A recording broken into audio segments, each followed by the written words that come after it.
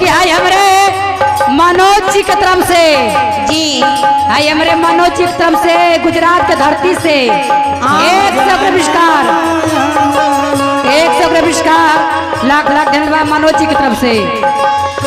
देखी कहीं की बा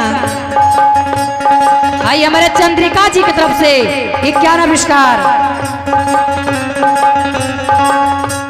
रहिया चलने दुश्वारी रहे भाई लगे न केहू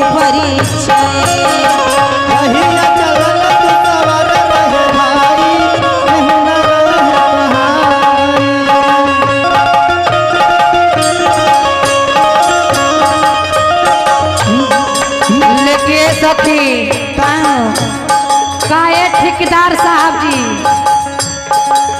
बाद में नहीं कई दफे बार बार मौका ना आवेला बाद में कहता नहीं कटिया मत फसावा। ए भौजी सुनो चारा डाल लेकिन फसावा मत। पूरा परिवार गुजरात में रहे लोग सब गुजरात वाले हवे लोग। देखी पहली लाइन में कहीं के बा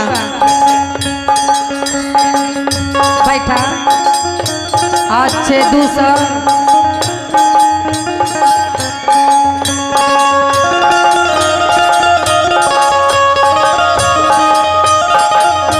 ए भौजी सुनो हाय देखा गणेश प्रधान जी राजापुर की धरती से 201 रुपया का पुरस्कार है हमारे पार्टी से। नमस्कार प्रणाम बा।